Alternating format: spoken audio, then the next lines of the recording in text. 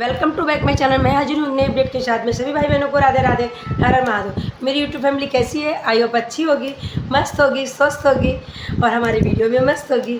तो हमारी जो यूट्यूब फैमिली है, सचमुच माई लव यूट्यूब फैमिली बहुत प्यारी है और मुझे बहुत सपोर्ट करती है। इतना सपोर्ट करने के लिए दिल से थैंक यू, तो धन्यवाद। आप लोग बहुत आगे बढ़ो और मेरी वीडियो पे लाइक करते हो, कमेंट करते हो, चैनल को फॉलो करते हो और मुझे इतना आगे पहुंचाने के लिए बहुत बहुत बहुत धन्यवाद। क्योंकि बिना आपके हम कुछ भी नहीं थे, हम ऐसे थे और आपने मुझे ऐसे कर दिया, तो उसके लिए थैंक यू। मैं बढ़ती हूँ वीडियो के आगे।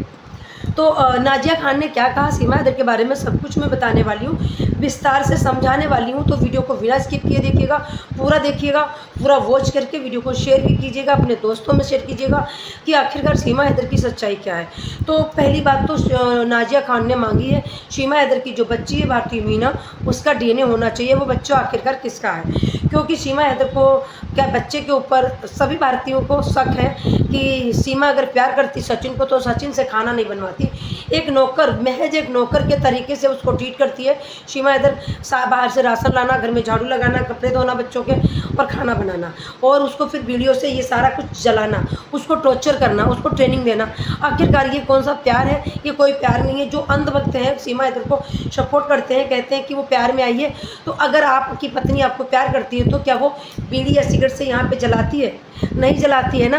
यहाँ पे जलाती है? नहीं जलाती है ना। यहाँ पे जलाती है? नहीं जलाती है। जांग में जलाती है? नहीं जलाती है। तो वो प्यार नहीं है, शाही को बनती है। सीमा हैदर दे रही है सचिन को ट्रेनिंग, बाकी कुछ भी नहीं है। आप लोगों को पता होना चाहिए सीमा हैदर ने एक फ्लैट खरीद लिया है नोएडा के अंदर और एक 4 पहिया की गाड़ी भी ले ली है, जिस गाड़ी को ये बता रहे हैं कि ये मेरे दोस्त की गाड़ी है।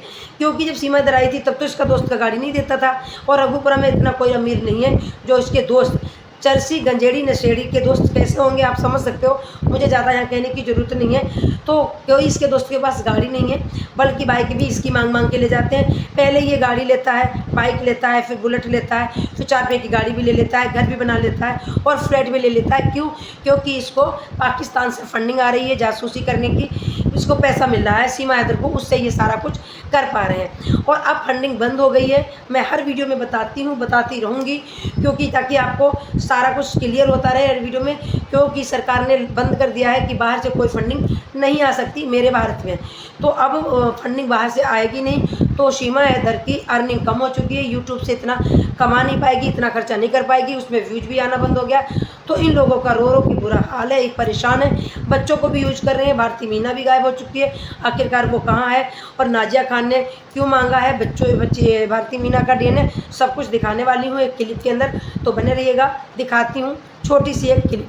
पाकिस्तान के बड़े बड़े विधायक ने कहा है कि वो मिर्ची क्लब की बार डांसर थी।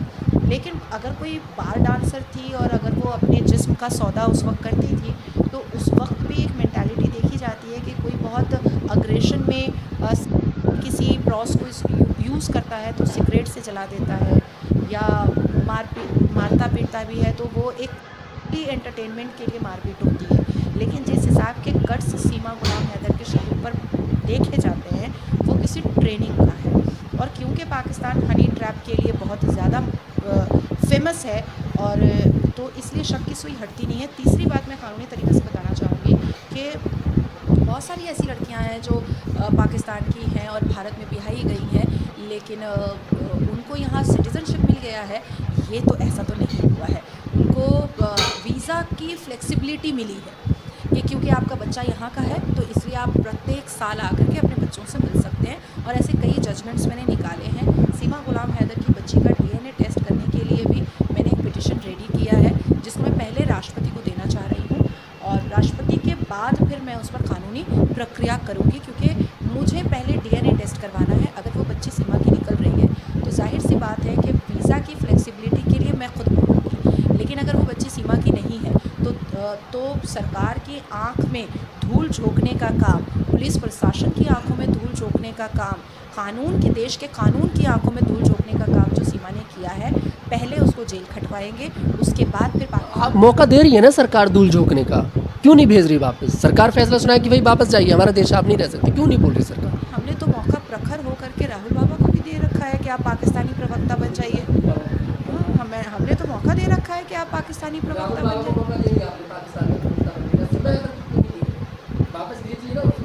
सीमा हैदर को भी हमने मौका दे रखा है। नहीं है, अगर मौका स्ट्रिक्टली कहाँ बोला सरकार ने?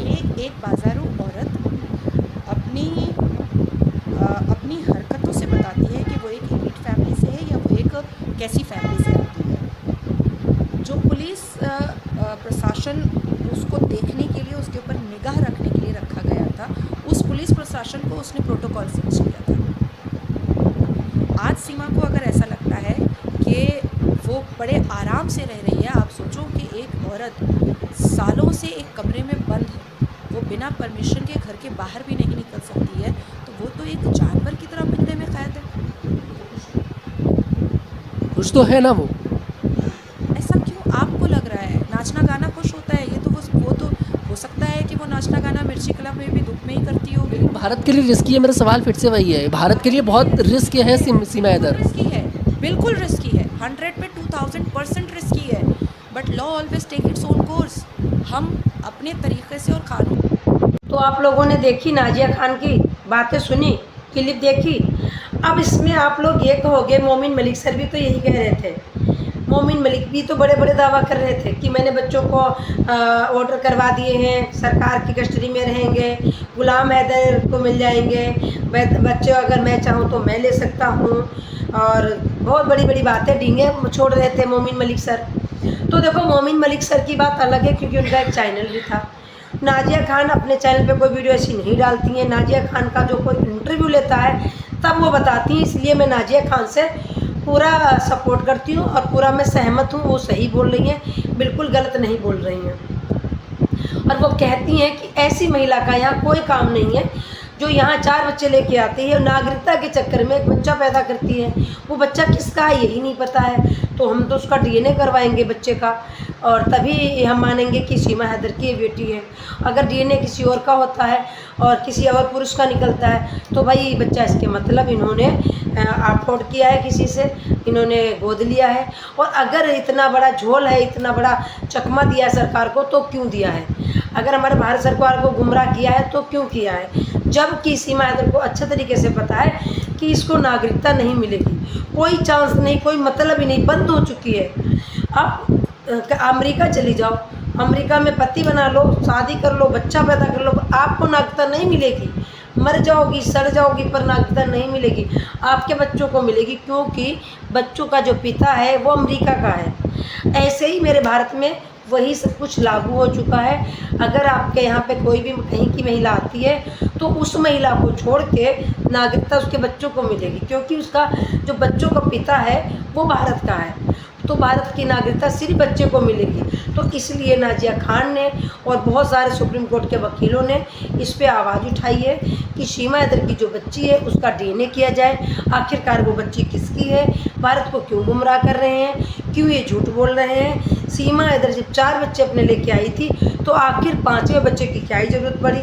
क्योंकि जब पता है कि वो बाप पिता सौतेला है तो तीसरे बच्चे की क्या ज़रूरत पड़ी? आखिरकार क्या मतलब है? सीमा हैदर एक जासूस हो सकती है क्योंकि सचिन में ऐसा कोई कट्स नहीं था जिससे इसको प्यार हो जाता और 3 कंट्री पार करके ये महिला अवैध रूप से घुसपैठी आ जाती, क्योंकि ना कोई वो बहुत सुंदर है, सलमान खान है, ना उसके पास बहुत सारी अंबानी की तरह प्रॉपर्टी है, कुछ भी तो नहीं थी।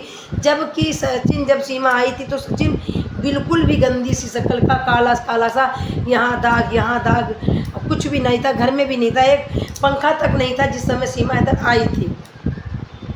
तो 2000 का सूट पहनने वाली सीमा हैदर, होटलों में खाना खाने वाली सीमा हैदर, और मिर्ची क्लब में डांस करने वाली सीमा हैदर, यहाँ पे अगर तकलीफ़ में रहने आई थी तो क्यों आई थी? कुछ तो होता है जिससे हमें प्यार होता है, या तो उसकी शक्ल अच्छी हो, या तो उसके पास प्रॉपर्टी हो। आजकल सब कुछ आदमी देख लेता, और एक मिर्ची क्लब बार डांसर अगर भारत में आई है अपना देश छोड़ के, तो उसका बहुत बड़ा मिशन हो सकता है, बहुत बड़ा मिशन। ये प्यार नहीं है, ये भारत के साथ धोखा और गद्दारी है। और जो ये हर बार में कहती हर हर महादेव, सनातनी धर्म की जय हो, एक गाय खाने वाली महिला झूठ बोलती है, सिर्फ अपने आप को प्रूव करती है कि मैं सनातनी बन चुकी हूँ और सनातन धर्म से हमें प्यार है। बाकी आपकी क्या राय है? कमेंट करके ज़रूर बताइएगा। मेरी वीडियो कैसी लगी और वीडियो को शेयर कीजिएगा।